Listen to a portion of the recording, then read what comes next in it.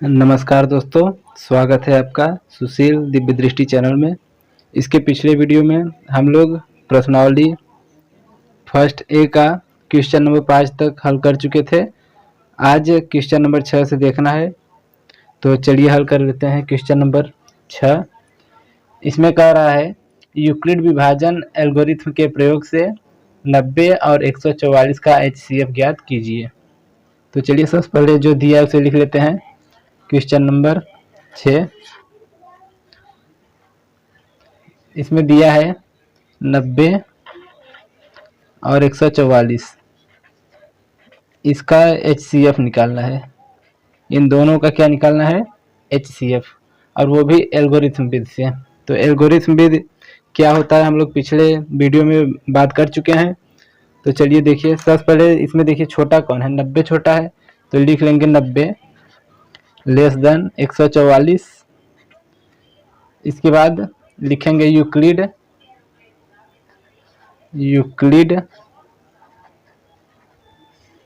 Algorithm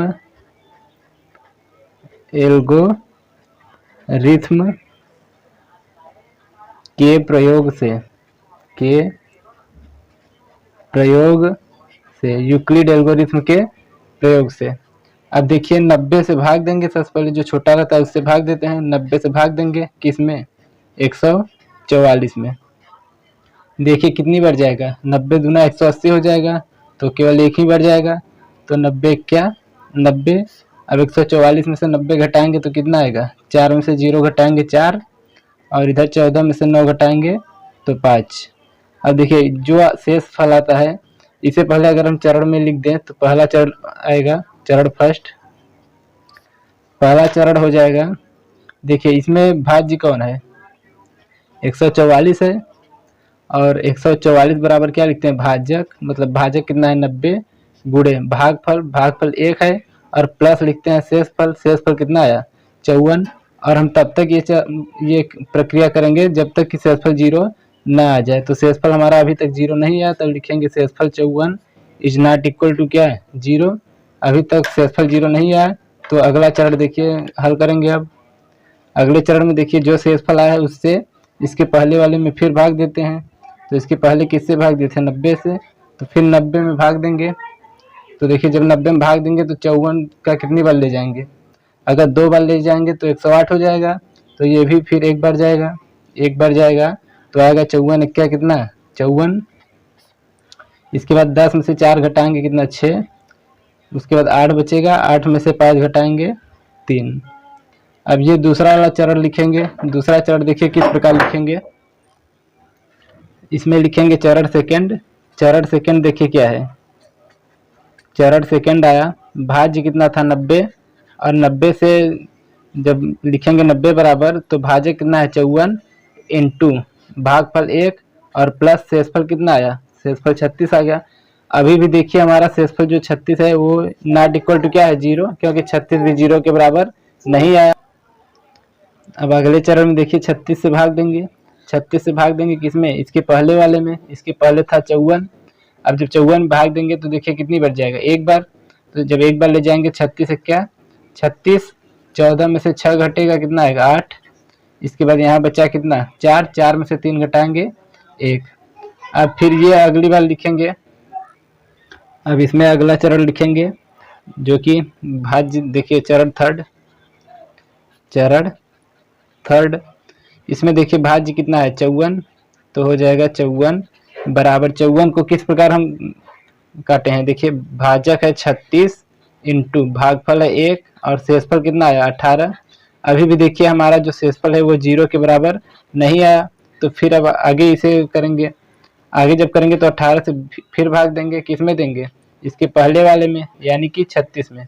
तो अब देखिए 2 बार जाएगा, 18 दूना 36, और यहाँ पर अब पूरा कट जाएगा। तो अगले चरण में लिखेंगे चरण चौथे चरण में लिखेंगे 36 बराबर 18 गुणे 2, और प्लस में कितना? 0। अब देखिए जब हमारा 0 आ गया तो हमारा HCF भी पता चल गया। लास्ट में किससे कटा है? 18 से। तो लास्ट में जिससे कटता है वही हमारा क्या हो जाता है? HCF। तो देखिए 90 अतः लिख देंगे, अतः 90 और 144 का HCF इज इक्वल टू 18। ये हमारा हो जाएगा आंसर। चलिए अगला क्वेश्चन देख लेते हैं, जो कि है क्वेश्चन नंबर 7। दर्शाइए कि कोई भी धनात्मक विषम पूर्णांक 6q+1 या 6q+3 या 6q+5 के रूप का होता है, जहां q कोई पूर्णांक है। तो चलिए सबसे पहले देखिए जो दिया है उसे लिख लेते हैं। Question number 7।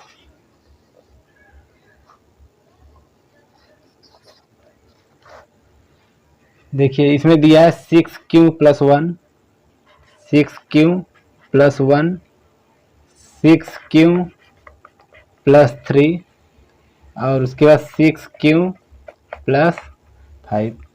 इसमें दिया है कि कोई अगर धन पूर्णांक है तो वो इस फॉर्म में होता है, यही हमें सिद्ध करना है। तो सबसे पहले मान लीजिए कि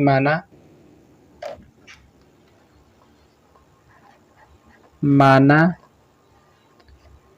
ए कोई धन पूर्णांक है, ए कोई धन पूर्णांक है। इसी धन पूर्णांक को हमें प्रूफ करना कि ये इसके फॉर्म में होता है, धन पूर्णांक है। देखिए इसके बाद ये जो चरण था, जो चरण हम लोग मान रहे थे कैसे, भाज्य बराबर चरण कुछ इस प्रकार लिखा जाता था। जब भाग देने के बाद चरण बचता था तो भाज्य बराबर लिखते थे भाजक गुणे भागफल, और उसके बाद प्लस लिखते थे क्या, शेषफल, प्लस शेषफल यही लिखते थे। तो इसी से हमारा फार्मूला बनकर निकला है कि भाज्य को ए मान लिया जाता है, ए मान लीजिए यही कोई संख्या है, बराबर भाजक को मान लेते हैं हम लोग क्या, बी मान लेते हैं। उसके बाद ये भागफल रहता है क्यू और प्लस शेषफल को आर। यही एक फार्मूला इस चैप्टर में बनकर निकलता है कि ए बराबर बी क्यू प्लस आर। ये फार्मूला इसी से निकला है, जो है भाजक गुणे भागफल प्लस शेषफल। अब देखिए यहाँ पर आर तो शेषफल होता है, आर क्या है, शेषफल। जब आर शेषफल है और यहाँ पर देखिए ये इस फार्म में है बी क्यू प्लस आर के फार्म में ये सभी हैं बी क्यू प्लस आर। तो यहाँ पर देखिए बी बराबर क्या है, दिख रहा है 6, क्योंकि बी क्यू यहाँ देखिए बी क्यू सभी जगह बी की जगह कितना दिखेगा, 6। तो यहाँ पर बी का मान तो पता है 6 है, बी बराबर कितना है 6। अब जब हमारा भाजक 6 है, क्योंकि बी भाजक के स्थान पर है, तो जब बी 6 है भाजक, तो आप बताइए कि शेषफल क्या भाजक से बड़ा हो सकता है, नहीं। तो मतलब भाजक मतलब जिससे भाग दे रहे हैं उससे हमेशा शेषफल कम ही आता है। जैसे 4 से अगर हम भाग दे रहे हैं तो जो शेषफल आएगा 4 से कम ही आएगा। तो उसी प्रकार जो भाजक है, यहाँ भाजक कितना है 6, तो भाजक से कम ही शेषफल रहता है। तो शेषफल आर है तो आर को मान लेंगे, 6 से कम मान लीजिए 1, 0 हो सकता है, 1 हो सकता है, 2, 3, 4 और 5, ये सभी हो सकते हैं क्या, शेषफल हो सकते हैं। तो इसी फॉर्म में हम रखकर चेक कर ले रहे हैं कि कौन वो सम संख्या आ रहा है, कौन विषम संख्या। तो इसमें पहले वाले में रख रहे हैं ऊपर, ये जो हम बनाए हैं फार्मूला, तो इसमें रखेंगे तो आएगा ए बराबर, देखिए रखिए बी क्यू प्लस आर। तो बी की जगह कितना है 6 है, तो 6 बी की जगह कितना रखेंगे 6, और क्यू की जगह कुछ नहीं रखना है, केवल क्यू रखिए। उसके बाद देखिए आर का मान कितना रखना है 0। तो ये क्या बनेगा, ए बराबर क्या बन जाएगा 6q। अब ये देखिए सम संख्या है, क्या सम है, क्योंकि यहाँ पर क्यू का मान कुछ भी रखिए 1, 2, 3, तो हमेशा क्या आएगा, ये सम आएगा।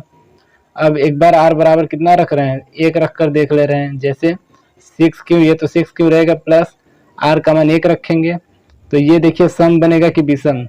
यहाँ मान लीजिए क्यू का मान कुछ भी अगर हम रखेंगे 1, 2, 3, तो ये हमेशा विषम आएगा। देख लीजिए आप चेक करके, मान लीजिए 2 रख रहे हैं तो 6 दूना 12 और 1 13, हमेशा क्या आएगा विषम आएगा, ये क्या आएगा विषम। सेम इसी प्रकार ए बराबर क्या रखेंगे 6q प्लस 2, ये भी क्या आएगा, ये आएगा सम। क्यू का मान कुछ भी रखकर चेक करेंगे तो क्या आएगा सम। मान लीजिए क्यू का मान 2, 3 रख लीजिए, 3 रख रहे हैं, 6 3 18, 18 और 2 20, क्या आएगा सम आएगा। इसी प्रकार ए बराबर 6q प्लस 2 रख चुके हैं, अब 3 रख लीजिए, 6 क्यूब प्लस 3, ये क्या आएगा, विषम आएगा। और सेम इसी प्रकार a बराबर 6 क्यूब प्लस 4 रखेंगे तो आएगा क्या, सम आएगा। और उसके बाद a बराबर रखेंगे 6 क्यूब प्लस 5, 5 तक हमें रखना ही है, तो ये क्या आएगा, विषम। ये क्या आएगा, विषम। इसके बाद देखिए हमारा यही मतलब चेक करना था कि कौन सा हमारा है, कौन विषम, या फिर हम कहें कि इन्हें सिद्ध करना था कि ये विषम संख्याएं होती हैं, ये धन पूर्णांक इसके फॉर्म में विषम संख्याएं होती हैं। तो यहाँ पर हमारा देखिए कौन कौन विषम आया, ये विषम आया, ये विषम आया और ये विषम आया, ये तीनों विषम आए। तो आंसर में लिख देंगे ऐसे, a बराबर 6 क्यूब प्लस 1 और 6 क्यूब प्लस 3 तथा 6 क्यूब प्लस 5, ये विषम धन पूर्णांक हैं, विषम धन पूर्णांक हैं, विषम धन पूर्णांक हैं। तो यही हमारा हो जाएगा आंसर। चलिए अगला क्वेश्चन देख लेते हैं, जो कि है क्वेश्चन नंबर 8। इसमें कह रहा है किसी परेड में 616 सदस्यों वाली एक सेना की टुकड़ी को 32 सदस्यों वाले एक आर्मी बैंड के पीछे मार्च करना है, मतलब लाइन में खड़े करना है। दोनों समूहों को समान संख्या वाले स्तंभों में मार्च करना है। उन स्तंभों की अधिकतम संख्या क्या है जिसमें वे मार्च कर सकते हैं। तो चलिए सबसे पहले जो दिया है उसे लिख लेते हैं।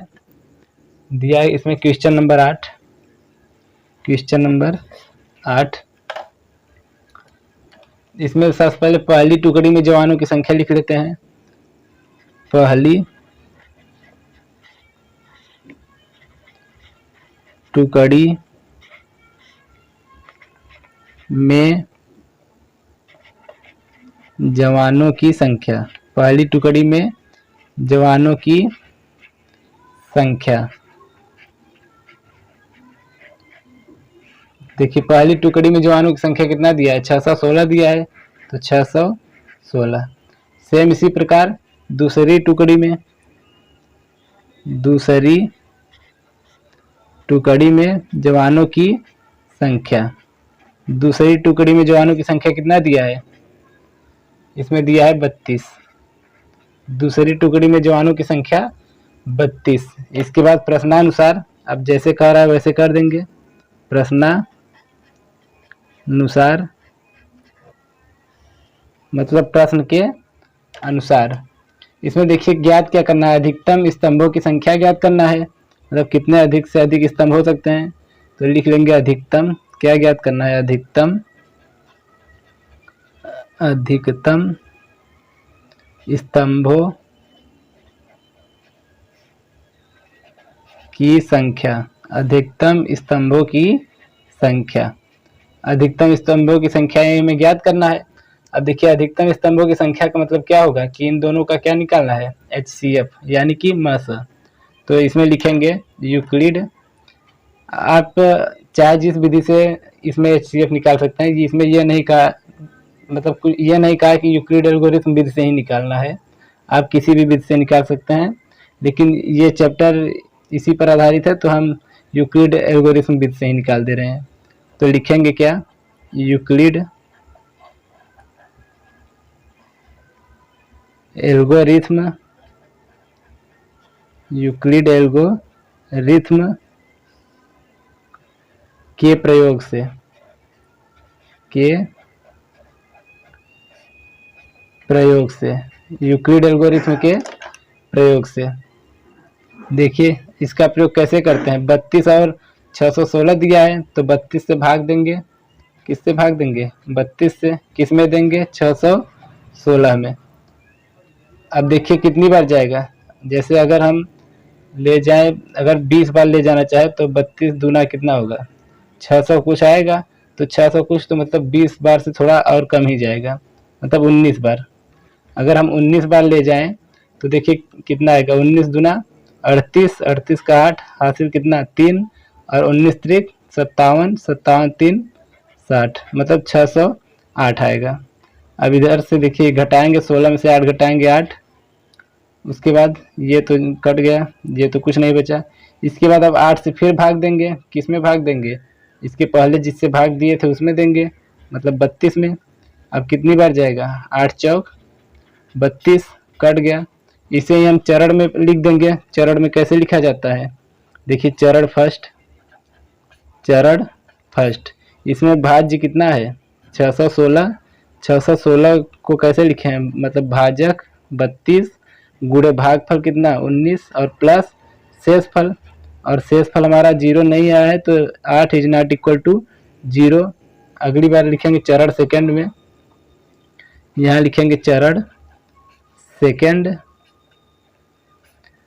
सेकंड में देखिए यहाँ पर भाज्य क्या हो गया है 32, इसे हम किए हैं भाजक कितना 8 गुणे भागफल 4 और प्लस शेषफल कितना आ गया 0। और जब तक शेषफल 0 नहीं आता तब तक ये हम ऐसे करते रहते हैं। तो हमारा जब शेषफल 0 आ गया तो इसका मतलब किससे लास्ट में भाग दिया गया है, वही हमारा क्या होगा HCF। तो लास्ट में 8 से भाग दिया गया था, तो लिख देंगे अतः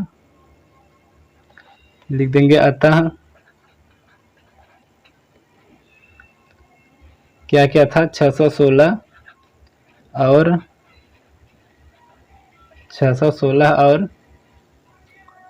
32 का HCF बराबर 8, यही हमारा हो जाएगा आंसर। तो चलिए अगला क्वेश्चन देख लेते हैं, जो कि है क्वेश्चन नंबर 9। इसमें कह रहा है यूक्लिड विभाजन प्रमेयिका का प्रयोग करके दर्शाइए कि किसी धनात्मक पूर्णांक का वर्ग किसी पूर्णांक m के लिए 3m या 3m+1 के रूप में होता है। तो चलिए देख लेते हैं क्वेश्चन नंबर 9। देखिए सबसे पहले मान लेंगे कोई धनात्मक पूर्णांक x है, क्योंकि इसी को तो उस फार्म में लाना है कि 3m और 3m+1 के फार्म में लाना है। तो मान लेंगे माना कोई धनात्मक पूर्णांक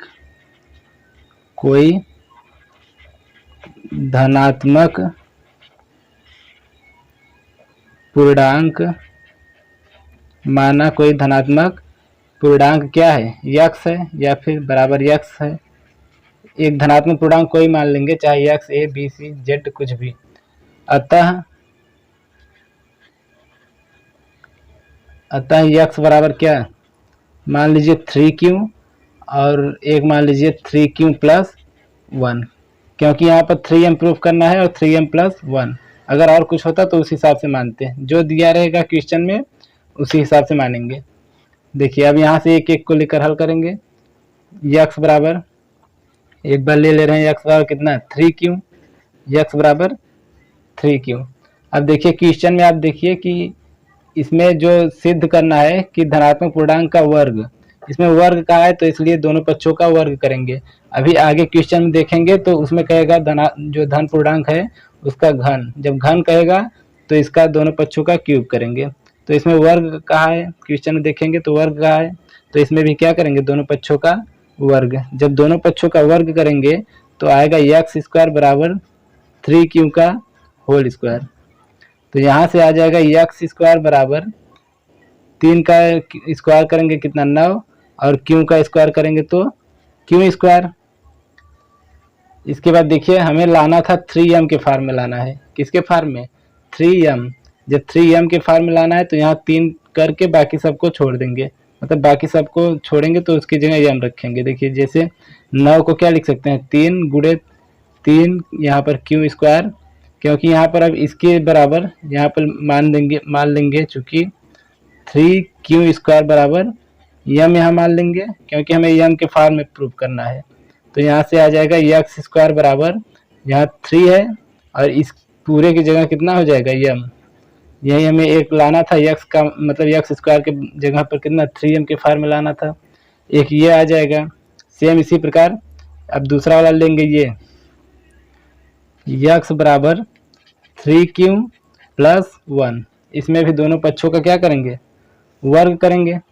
तो जब वर्ग करेंगे तो देखिए x² बराबर ये बनेगा 3q+ 1 का होल स्क्वायर, यहाँ से आएगा एक्स स्क्वायर बराबर 3 प्लस 1 का होल स्क्वायर, मतलब इसे ए इसे बी मानेंगे, बनेगा ए प्लस बी का होल स्क्वायर बनेगा, तोड़ेंगे आएगा ए स्क्वायर मतलब 3 का square, A square plus B square plus 2 A का मान कितना है 3 2a इंटू बी, मतलब A square plus B square plus 2ab में टूट गया।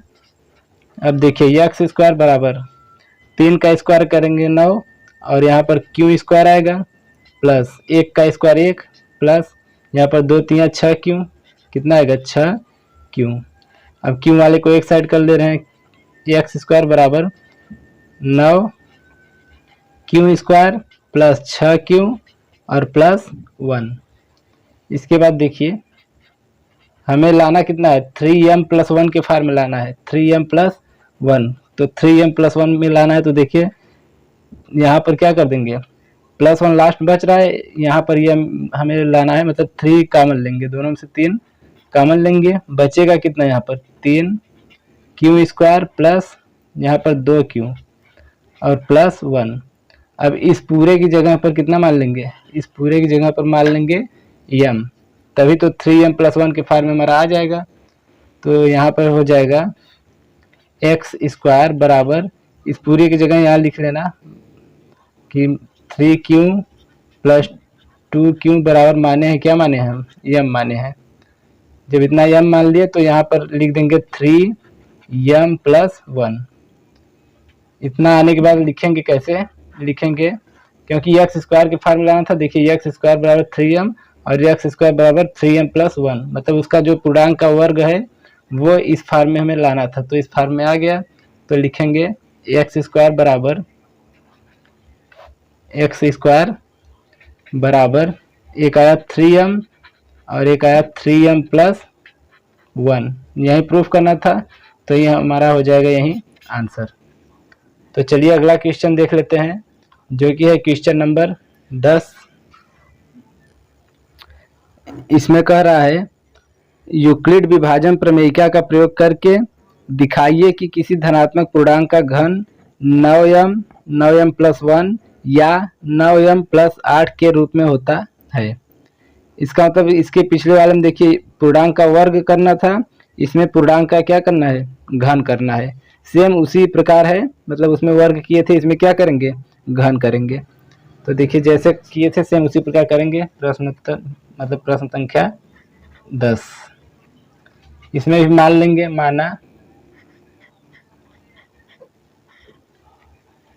कोई धनात्मक पूर्णांक, माना कोई धनात्मक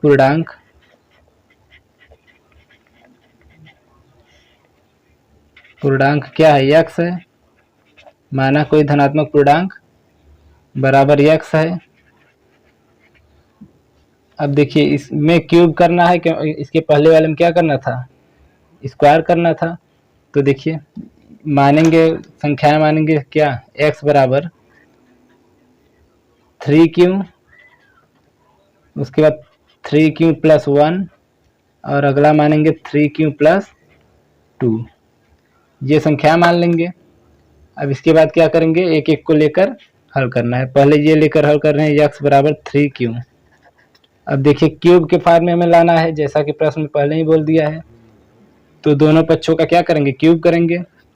क्यूब करने पर आएगा x क्यूब बराबर 3q का क्यूब करेंगे तो कितना आएगा 3 त्रिक 9 त्रिक 27 और यहाँ पर क्यूब हो जाएगा।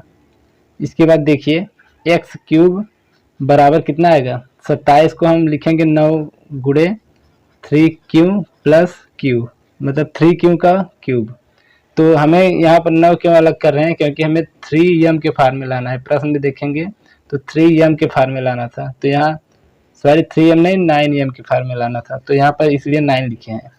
तो x क्यूब बराबर 9, इस सब की जगह कितना लिख देंगे m, यहाँ लिख देंगे कोष्टक में, चूंकि 3q का क्यूब बराबर क्या मान लिए m। अब देखिए 9m के हमें फार्म में लाना था, तो एक आंसर ये इस तरह से आ जाएगा। इसके बाद अगला ये वाला देखिए दूसरा कर दे रहे हैं,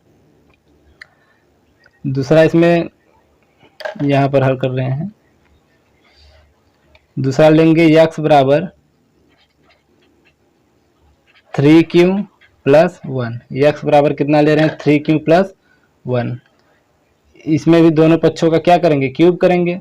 जब क्यूब करेंगे तो आएगा x क्यूब बराबर 3q प्लस 1 का क्यूब।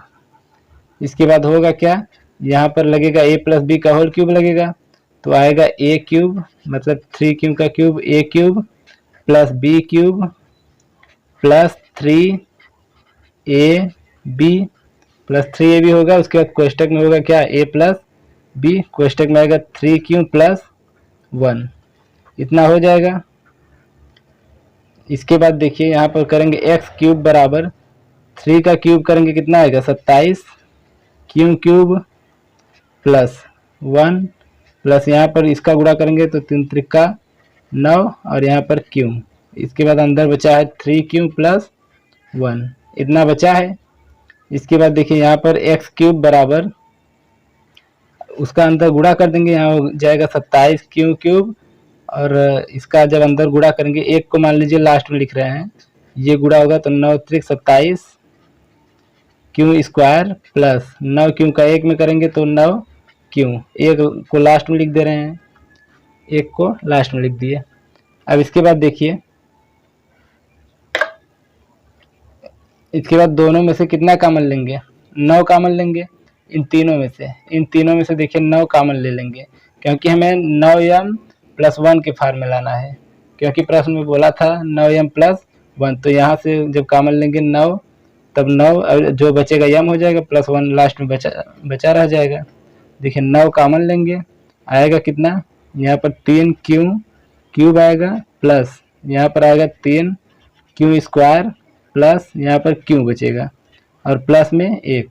अब इस पूरे की जगह कितना रख देंगे m रख देंगे, मतलब x क्यूब बराबर आ जाएगा 9m प्लस 1। इसी के फार्म में हमें लाना था, एक 9m के फार्म में लाना था, एक 9m प्लस 1, मतलब क्यों जहाँ जहाँ है उन सबको एक में करके पूरे का मान कितना रख देंगे m। तो यहाँ पर लिख देंगे कोष्टक में कि 3q cube plus 3q square और प्लस q, इतना बराबर हम क्या ले लिए हैं m ले लिए हैं। तो इसके बाद देखिए अभी एक और बचा है 3q प्लस 2 बचा है, तो चलिए इसे भी लिख दे रहे हैं। यहाँ पर अब लेंगे x बराबर 3q प्लस 2, इसमें भी दोनों पक्षों का क्या करेंगे क्यूब करेंगे, तो आएगा कितना x क्यूब बराबर 3q प्लस 2 का क्यूब, इतना बनेगा। इसके बाद करेंगे x क्यूब बराबर 3q का वही a प्लस b का होल क्यूब बनेगा, तो आएगा a क्यूब मतलब 27 q क्यूब a क्यूब होगा प्लस b क्यूब मतलब 2 का क्यूब, तो b क्यूब मतलब 2 का क्यूब करेंगे 8, a cube plus b cube हो गया प्लस 3ab, 3a का मान कितना है 3q और इंटू b का मान 2, 3ab और कोष्टक में क्या है a plus b, 3q plus 2, ये फार्मूले के हिसाब से तोड़ देंगे। इसके बाद आएगा x क्यूब बराबर ये हो जाएगा 27 q क्यूब, 8 को लास्ट में लिखेंगे, इसका पहले अंदर गुणा करके लिख दे रहे हैं, 3 त्रिका 9, 9 दूना 18 q होगा, ये होगा 18 q और इसके बाद 18 q कोष्टक में क्या है 3q प्लस 2 और प्लस में कितना है 8। इसके बाद देखिए क्या करेंगे, इसके बाद आएगा x क्यूब बराबर ये होगा 27 q क्यूब प्लस 18 का अंदर गुणा करेंगे, 18 त्रिक क्या 54 q स्क्वायर होगा और प्लस 18 दूना 36 q और प्लस में क्या है 8। इतना करने के बाद अब देखिए अब यहाँ पर आएगा x क्यूब बराबर, अब देखिए हमें किस फॉर्म में लाना था 9m प्लस 8, तो 9 कॉमन लेंगे, जो बचेगा m हो जाएगा प्लस 8 हो जाएगा, क्योंकि बुक में देखिए 9m प्लस 8 के फॉर्म में लाना था, प्लस 8 इधर है, यहाँ से 9 कॉमन लेंगे, जो q बचेंगे उन सबको क्या कर देंगे m मान लेंगे, तो 9 कॉमन लेंगे तो आएगा यहाँ पर 3q क्यूब प्लस 9 यहाँ से कॉमन लेंगे तो कितना आएगा 6 क्यू स्क्वायर प्लस यहाँ पर 9 चौक 36 मतलब 4 क्यू और प्लस में क्या 8।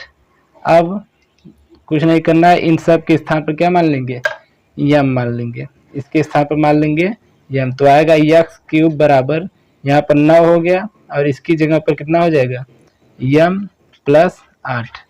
यही तीनों हमें प्रूव करना था तो यही तीनों लिख देंगे यहाँ पर लास्ट में कि एक्स क्यूब बराबर कितना कितना है 9m, उसके बाद 9m प्लस 1 और उसके बाद 9m प्लस 8। यही तीनों लाना था, यही तीनों आ गया, यही हमारा हो जाएगा क्या आंसर। तो चलिए अगला क्वेश्चन देख लेते हैं जो कि है क्वेश्चन नंबर 11।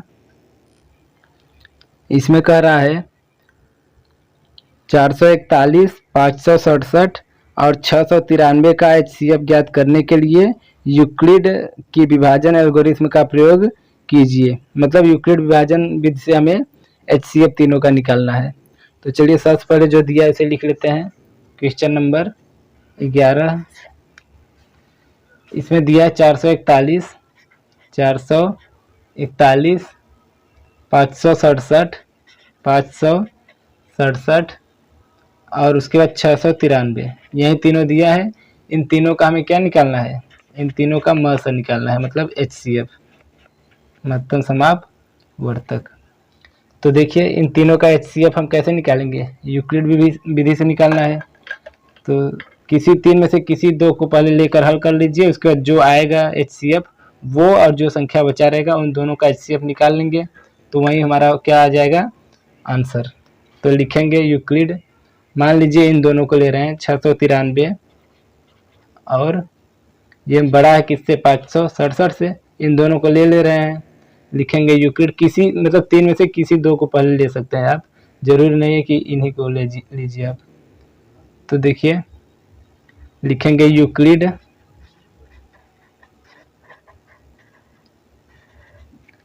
एल्गोरिथ्म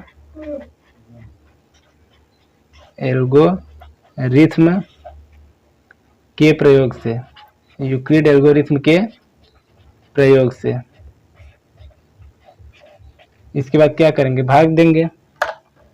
देखिए 567 से भाग देंगे किसमें 693 में, 567 से भाग देंगे 693 में। तो देखिए कितनी बार जाएगा, यहाँ सीधे दिख रहा है कि ये 600 है, ये 500 है, तो कितनी बार एक बार जाएगा, एक बार जाएगा तो आएगा 500 कितना 67। इसके बाद घटाएंगे तो ये 13 में से 7 घटाएंगे कितना 6, उसके बाद 8 में बचा, 8 में से 6 घटाएंगे 2 तो कितना आ जाएगा, और यहाँ पर 6 में से 5 घटाएंगे 1, 126 आ गया। इसे पहले हम चरण में अगर लिखना चाहें, चरण फर्स्ट देखिए इसमें 693 बराबर ये भाजक कितना है 567 इंटू भागफल 1 और प्लस शेषफल कितना आया 126। अभी तक हमारा देखिए शेषफल 126 जो है ये इज नॉट इक्वल टू क्या है 0, शेषफल अभी 0 नहीं आया, तो अभी अगला और करेंगे तब, मतलब हम तब तक करेंगे जब तक यहाँ पर शेषफल कितना ना आ जाए 0। इसके बाद अब 126 से भाग देंगे, किसमें भाग देंगे, इसके पहले जिससे भाग दिए थे उसमें, मतलब 567 में। अब 567 में जब भाग देंगे तो कितनी बार जाएगा, देखिए 126 है तो 126 पंचे ले जाएंगे तो 500 ज़्यादा हो जाएगा, 4 बार जाएगा, 4 बार। तो जब 4 बार ले जाएंगे तो कितना आएगा, देखिए 4 छक 24 का 4 हासिल कितना 2, उसके बाद 4 दूना 8, 8 2 10 हासिल 1, 4 इक्या 4 और 1 5, मतलब 504 आ जाएगा। घटाएंगे तो क्या आएगा, 7 में से 4 घटाएंगे 3, यहाँ पर 6 में से 0 घटाएंगे 6 और 5 में से 5 घटाएंगे 0। अब देखिए ये दूसरा चरण आ गया, दूसरा चरण को अगर हम लिखना चाहें तो लिखेंगे चरण सेकेंड। चरण सेकेंड में देखिए कैसे लिखेंगे, ये 567 था, 567 बराबर 126 गुणे 4 और प्लस शेषफल कितना आया 63, और शेषफल अभी तक हमारा 0 नहीं आया तो इज नॉट इक्वल टू क्या 0, इसका मतलब अभी आगे और हल करना है। जब आगे और हल करना है तो अब 63 से भाग देंगे किसमें, इसके पहले जो था 126, तो 126 में भाग देंगे तो देखिए कितनी बार जाएगा, मतलब यहाँ 6 है, 60 दूना 120, मतलब 2 बार जाएगा। जब 2 बार ले जाएंगे 2 3 6 और 2 छक्के 12, तो ये पूरा कट जाएगा। जब ये पूरा कट गया तो इसे लिखेंगे क्या, चरण थर्ड में। चरण थर्ड में क्या लिखेंगे, आ जाएगा चरण थर्ड, इसमें लिखेंगे 126 बराबर 63 गुणे 2 और प्लस 0, शेषफल हमारा 0 आ गया। तो इसका मतलब यही क्या आएगा, इन दोनों का HCF, मतलब यहाँ तक आ गया किसका किसका HCF, 667 और 567 और 693, मतलब अतः 567 और 693 का HCF बराबर कितना आया, 63 आया। अब हमें देखिए ये 567 और 693 का HCF 63 आया, अभी 441 बचा है, तो 441 और 63 को आपस में लेंगे हम। तो अब लेंगे किसे, 441 और 63। तो चलिए आगे देख लेते हैं, यहाँ पर लिखेंगे 441 और 63 का HCF, ये जो HCF आएगा यही फाइनल हमारा क्या आएगा, आंसर। तो लिखेंगे पुनः, क्योंकि एक बार ये यूक्लिड एल्गोरिथम लिख चुके हैं तो एक बार और लिखना है, तो उसे लिखेंगे पुनः यूक्लिड एल्गोरिथम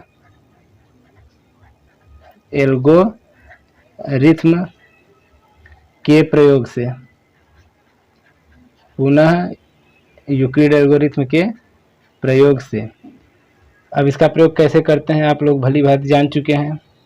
देखिए सबसे पहले इसमें 63 है, 63 से भाग देंगे किसमें, 441 में, तो कितनी बार जाएगा, 7 त्रिक 21, मतलब 7 बार जाएगा।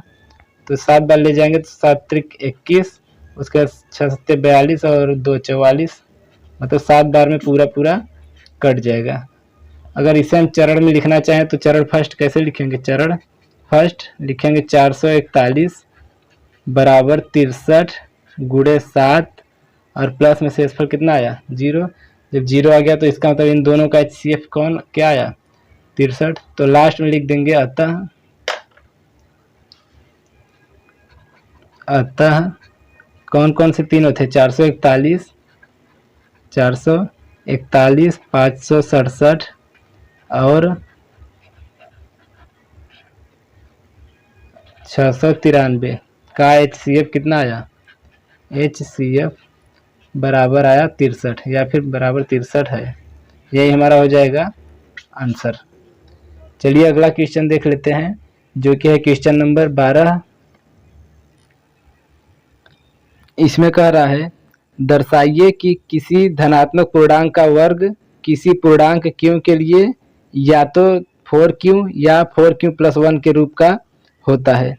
ये सेम टू सेम क्वेश्चन 9वें की तरह है, जैसे धनात्मक पूर्णांक एक माने थे, दोनों पक्षों का वर्ग किए थे, सेम इसी प्रकार ये भी करना है। तो चलिए हल कर लेते हैं क्वेश्चन नंबर 12। माना जैसे उसमें किए थे 9 में, सेम उसी प्रकार एकदम करना है वैसे ही। माना कोई धनात्मक पूर्णांक, कोई एक धनात्मक पूर्णांक क्या है, यक्स है। कोई एक धनात्मक पूर्णांक क्या मान लिए, यक्स। तो इसे मानने के बाद क्या करेंगे, जो प्रूफ करना है उसी के हिसाब से यहाँ पर यक्स बराबर मान लेंगे। यक्स बराबर क्या, 4m और उसके बाद 4m+1 मान लेंगे, क्योंकि क्यू के फॉर्म में प्रूफ करना है तो यहाँ पर m के फॉर्म में मान ले रहे हैं। अगर m के फॉर्म में प्रूफ करना होता तो क्यू के फॉर्म में मान लेते, किसी भी फॉर्म में मानेंगे वो आंसर आ ही जाएगा। अब एक एक को लेकर हल करेंगे। यहाँ से लेंगे यक्स बराबर 4m, यक्स बराबर 4m। जब यक्स बराबर 4m लेंगे, देखिए पूर्ण वर्ग कहा था वो, पूर्णांकों का वर्ग कहा था, तो इसका मतलब वर्ग करना है दोनों पक्षों का। दोनों पक्षों को जब वर्ग करेंगे तो कितना आएगा, यहाँ एक्स स्क्वायर बराबर आ जाएगा 16m स्क्वायर, 4 का स्क्वायर 16, m का स्क्वायर m स्क्वायर। इसके बाद m वो एक्स स्क्वायर बराबर, इसे हम 4 के गुणज में तोड़ना है, क्योंकि हम यहाँ हमें 4 क्यों सिद्ध करना है। तो 4 इंटू यहाँ पर कर देंगे 4m स्क्वायर, क्योंकि 4 चौक 16m स्क्वायर हो गया, तो 16 को 4 गुणे 4 में तोड़ दिए हैं। इसे कर सकते हैं 4, इस पूरे को क्या मान लेंगे, क्यों मान लेंगे, और यहाँ लिख देंगे लास्ट में, चूंकि 4m स्क्वायर बराबर क्यू। तो देखिए यही हमें 4 की फॉर्म में लाना था, तो एक यही आंसर हो जाएगा। और दूसरा देखिए, दूसरा यहाँ पर लाना था x बराबर क्या है 4m प्लस 1, 4m प्लस 1, दोनों पक्षों का वर्ग करना है। तो एक्स स्क्वायर बराबर हो जाएगा 4m प्लस 1 का स्क्वायर। इसके बाद आएगा एक्स स्क्वायर बराबर, ये बनेगा a प्लस बी का होल स्क्वायर, तो तोड़ेंगे तो आएगा a square plus B square plus 2a into b. ये आएगा एक्स स्क्वायर बराबर 4m का स्क्वायर करेंगे कितना आएगा 16m स्क्वायर, प्लस 1 का स्क्वायर करेंगे तो 1, प्लस यहाँ पर इसका गुणा करेंगे 2 चौके 8m आएगा। यहाँ पर कर देंगे एक्स स्क्वायर बराबर 16m स्क्वायर, इसी एक साइड लिख दे रहे हैं m वाले को, 8m प्लस 1। अब देखिए हमें लाना है 4m प्लस 1 के फॉर्म में, तो यहाँ लिख देंगे क्या 4m के फॉर्म में लिखना है, तो एक्स स्क्वायर बराबर कॉमन ले लेंगे दोनों में से 4, और बचेगा कितना 4m स्क्वायर प्लस 4 यहाँ से कॉमन लेंगे तो 2m बचेगा, और प्लस में 1। तो इसके बाद आएगा एक्स स्क्वायर बराबर, देखिए यहाँ पर 4, इस पूरी की जगह कितना मान लेंगे, क्यों मान लेंगे, क्योंकि इसी के फॉर्म में तो हमें लाना है। बस बचेगा 1, यही हमारा क्या हो जाएगा आंसर, लिख देंगे। अतः एक्स स्क्वायर बराबर क्या क्या आया 4q और 4q प्लस 1, यही हमें प्रूफ करना था, तो यही हमारा हो गया आंसर। तो चलिए अगला क्वेश्चन देख लेते हैं, जो कि है क्वेश्चन नंबर 13। इसमें कह रहा है यूक्लिड एल्गोरिथ्म के प्रयोग से 378, 180 और 420 का HCF ज्ञात कीजिए। तो चलिए सबसे पहले जो दिया है उसे लिख लेते हैं। क्वेश्चन नंबर 13, इसमें दिया है 378, 180 और दिया है 420। इन तीनों का HCF निकालना है, वो भी किस विधि से, यूक्लिड एल्गोरिथ्म विधि।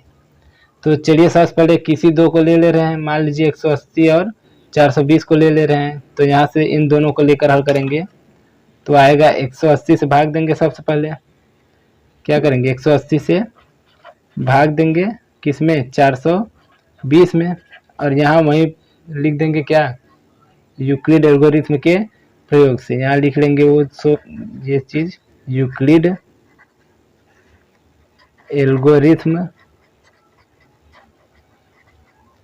के प्रयोग से, यूक्लिड एल्गोरिथ्म के प्रयोग से। अब देखिए 180 से जब भाग देंगे तो कितनी बार जाएगा 18 दूना 36, 18 त्रिक 54, 3 बार ले जाएंगे तो ज़्यादा चला जाएगा, तो 2 बार जाएगा 18 दूना 36, तो आएगा 18 दूना 36 और 0 है तो 0, इसे घटाएंगे 0, ये 12 में से 6 घटेगा 6, बचा कितना 60। अब इसे अगर हम चरण में लिखना चाहें तो चरण में पहले लिख दीजिए, या फिर पहले हल कर दे रहे हैं उसके बाद चरण लिख देंगे।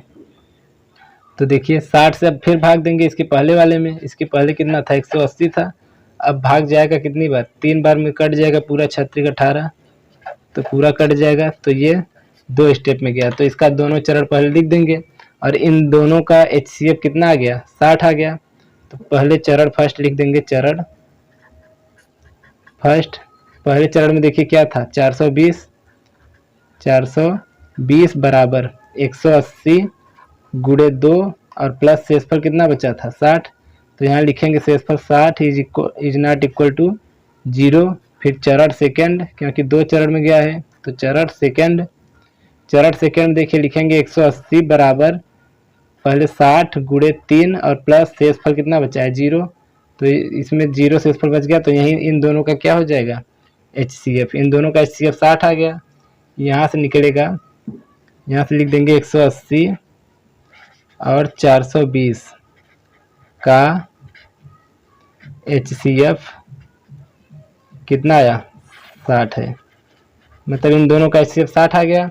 अब इसके बाद जो बचा है संख्या 378 और 60, इन दोनों को लेकर हल करेंगे। जो लास्ट में अब HCF आएगा वहीं तीनों का क्या हो जाएगा, HCF। तो अब लेंगे क्या, 60 और 378 का HCF, मतलब 60 और 378 का HCF। अब इन दोनों का HCF निकालना है। तो देखिए 60 से भाग देंगे किसमें, 378 में। 60 से भाग देंगे 378 में, तो कितनी बार में जाएगा, 6 छक 36, मतलब 6 बार में चला जाएगा 6 तक। तो आएगा 6 छक 36 और एक 0। 8 में से 0 घटाएंगे 8, 7 में से 6 घटाएंगे 1। अब फिर 18 से भाग देंगे इसके पहले वाले में। इसके पहले किससे भाग दिए थे, 60 से।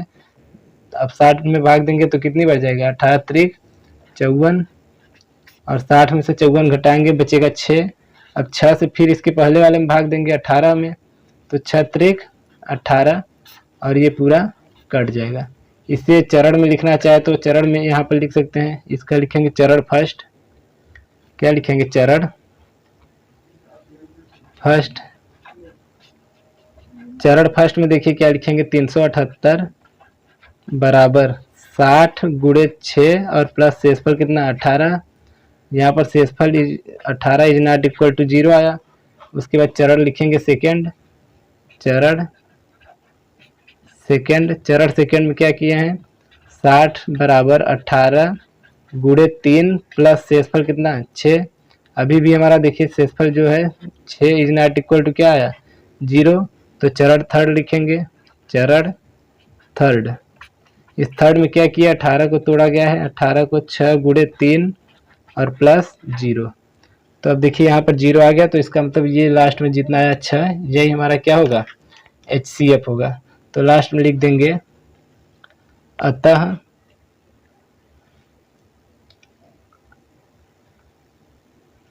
यहाँ पर लिख दे रहे हैं अतः क्या क्या था, 378, 180 और 420 का HCF बराबर कितना आया, 6। यही हमारा हो जाएगा आंसर। तो चलिए अगला क्वेश्चन देख लेते हैं, जो कि है क्वेश्चन नंबर 14। इसमें कह रहा है यूक्लिड की विभाजन एल्गोरिथ्म का प्रयोग करते हुए ऐसी सबसे बड़ी संख्या ज्ञात कीजिए जिससे 398, 436 और 542 को भाग देने पर शेषफल क्रमशः 7, 11 और 15 प्राप्त हो। तो चलिए सबसे पहले जो संख्याएं दी है उन्हें लिख लेते हैं। क्वेश्चन नंबर 14 देखिए, इसमें दिया है 398, 436 और 542, ये तीनों संख्याएं हैं। जो तीनों संख्याएं दी हैं इन्हें लास्ट में जो शेषफल बच रहा है इन शेषफलों को इनमें से घटा दीजिए, और घटाने के बाद जो संख्या प्राप्त होगा उनका HCF निकाल लीजिए, वही हो जाएगी सबसे बड़ी संख्या। तो देखिए इस 398 में भाग देने पर कितना शेष बच रहा है, 7 बच रहा है, तो 7 घटा देंगे। इसमें 11 बच रहा है तो 11 घटा देंगे। इसमें कितना बच रहा है, 15, तो 15 घटा देंगे। 398 में से 7 घटाएंगे कितना आएगा, 391 आएगा। ये 436 में से 11 घटाएंगे तो आएगा 425। यहाँ पर 15 घटाएंगे तो आएगा 527। अब इन तीनों का HCF निकाल लेंगे, वही हो जाएगा सबसे बड़ी संख्या। तो निकाल लेंगे, चलिए निकाल लेते हैं। यूक्लिड एल्गोरिथ्म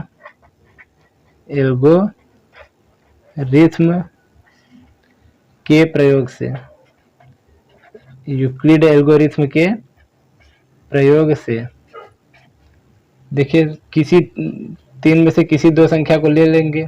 मान लीजिए पहला ले रहे हैं 391 में भाग दे 391 से भाग दे रहे हैं 425 में। इन दोनों को पहले ले रहे हैं, उसके बाद जो आएगा उसके बाद उसे और 527 को लेकर हल कर देंगे। तो चलिए सबसे पहले देखिए 391 है, कितनी बार जाएगा? एक बार जाएगा। तो जब एक बार जाएगा तो कितना बचेगा? 391 इक्या 391 आएगा। 5 में से 1 घटाएंगे 4, यहाँ पर आएगा कितना? 12। 12 में से 9 घटाएंगे 3, अब फिर 34 से भाग देंगे। अब जब 34 से भाग देंगे तो कितना बचेगा? इसके पहले 34 से किस में भाग देना है? 391 में। तो देखिए 391 में जब हम भाग देंगे तो आएगा कितनी बार जाएगा? 300, अगर 10 बार ले जाएंगे तो 340 हो जाएगा। तो 11 बार ले जा सकते हैं, तो 11 बार ले जाएंगे। तो 34 का जब 11 में पहाड़ा पढ़ेंगे तो 11 चौक 44, हासिल कितना? 4। 11 3 33 और 4 37। इसके बाद इसे घटाएंगे, 11 में से 4 घटाएंगे कितना? 7। उसके बाद 8 बचा, 8 में से 7 घटाएंगे 1। इसके बाद फिर 17 से भाग देंगे, किसमें? 34 में भाग देंगे। जब 34 में भाग देंगे तो कितनी बार जाएगा? 2 बार। 17 दूना 34। तो यहाँ पर ये पूरा कट गया। जब ये पूरा कट गया तो इन दोनों का HCF कितना आ गया? 17 आ गया। जब इन दोनों का HCF 17 आ गया तो लिख देंगे क्या? अतः 391 और 425 का HCF बराबर कितना है? 17। अभी ये संख्या बचा है 527। अब 527 और 17 का HCF निकाल लेंगे। इसका वो चरण लिखना चाहें तो चरण लिख सकते हैं, क्योंकि बहुत बार बताया जा चुका है। यहाँ पर लिखेंगे चरण फर्स्ट में कि 425 बराबर 391 गुणे 1 और प्लस 34। इसी प्रकार 3 चरण लिख लेंगे। देखिए अब हम निकालेंगे इसके बाद 17 और लिख देंगे 17 और किसका? 527 का HCF बराबर अब निकालेंगे। देखिए 17 से भाग देंगे किसमें? 527 में। 17 से भाग देंगे 527 में तो कितनी बार जाएगा? 30 बार ले जाएंगे। 7 21 17 51, मतलब 17 51। अगर 30 बार ले जाएंगे तो 510 के आसपास आएगा। 31 बार जाएगा। तो जब 31 बार ले जाएंगे देखिए 17 21 17 का 7 हासिल लगा कितना? 1। 17 51 और 1 52। ये पूरा कैंसिल हो जाएगा। तो इन दोनों का HCF 17 और 527 का HCF क्या आ जाएगा? 17 आ जाएगा। तो इन दोनों का भी 17 था, इधर भी कितना आ गया? 17। तो अतः लिख देंगे सबसे बड़ी संख्या। अतः सबसे बड़ी संख्या ये हमें ज्ञात करना था। तो अतः सबसे बड़ी संख्या कितना आ जाएगा? बड़ी संख्या बराबर 17। यही हमारा हो जाएगा आंसर। तो चलिए अगला क्वेश्चन देख लेते हैं, जो कि इस चैप्टर का लास्ट क्वेश्चन है, क्वेश्चन नंबर 15। इसमें कह रहा है यूक्लिड की विभाजन एल्गोरिथ्म का प्रयोग करते हुए ऐसी सबसे बड़ी संख्या ज्ञात कीजिए जिससे 2053 और 967 को भाग देने पर शेषफल क्रमशः 5 और 7 प्राप्त हो।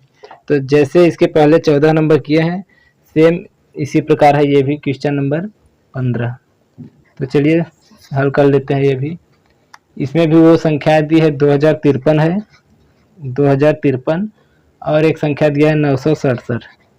ये दोनों संख्या दी है और शेषफल जितना बच रहा है उसे घटा देंगे। इसमें शेषफल 5 बच रहा है और एक में शेषफल 7। ये घटाने के बाद जो आएगा इन दोनों का क्या निकाल देंगे? HCF निकाल देंगे। ये आएगा 2049 और ये 7 घटाएंगे तो आएगा 960। अब इन दोनों का क्या निकालेंगे? म से निकालेंगे। लिखेंगे यूक्लिड एल्गोरिथ्म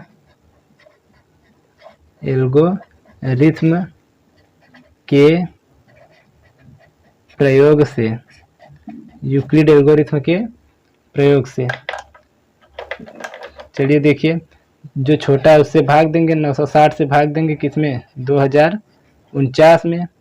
जब इसमें भाग देंगे तो कितनी बार जाएगा, 9 दूना 18, मतलब 2 बार जाएगा।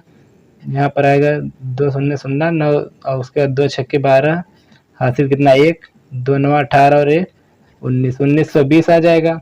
घटाएंगे तो क्या आएगा, जब घटाएंगे तो आएगा 9, यहाँ पर 9 में से 0 घटाएंगे 9, यहाँ पर 4 में से 2 घटाएंगे 2, इसके बाद ये यहाँ पर 20 में से ये 129 आ जाएगा।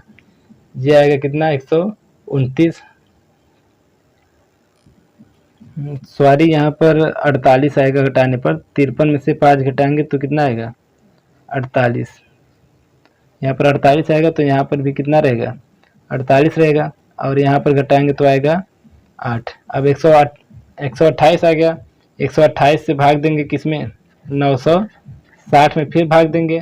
तो 960 में जब भाग देंगे तो देखिए कितनी बार जाएगा, 12 72 62 84, मतलब लगभग 7 बार जाएगा।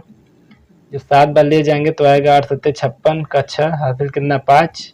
उसके बाद 7 दूना 14 और 14 5 19, हासिल 1। उसके बाद फिर 7 1 7 और 1 8। 10 में से 6 घटाएंगे 4, यहाँ पर 5 बचा। 15 में से 9 घटाएंगे तो कितना आएगा 6। फिर 64 से भाग देंगे इसके पहले वाले में, मतलब 128 में भाग देंगे। जब 128 में भाग देंगे तो 64 दूना 128 होता ही है, तो 4 दूना 8 और 2 छक्के 12। तो ये हमारा कट के क्या आ जाएगा, 64। इसे हम चरण में लिखना चाहें तो चरण में कैसे लिखेंगे, चरण फर्स्ट लिखेंगे 2048 बराबर 960 गुणे 2 और प्लस शेषफल कितना 128। यहाँ लिख देंगे शेषफल 128 इज नॉट इक्वल टू क्या, 0। अगली बार लिखेंगे चरण सेकंड में लिखेंगे 960 बराबर 128 गुणे 7 प्लस शेषफल कितना 64, और बाद में लिखेंगे 64 इज नॉट इक्वल टू 0। इसके बाद करेंगे चरण थर्ड। इस थर्ड में क्या लिखेंगे, 960 तक हो गया तो 128 बराबर 64 गुणे 2 प्लस में कितना 0। तो जब तक हमारा 0 नहीं आता तब तक जानते हैं कि चरण समाप्त नहीं होता। तो अब देखिए म से कितना निकल गया 64, तो यही सबसे बड़ी संख्या ज्ञात करना था। तो आ जाएगा सबसे बड़ी संख्या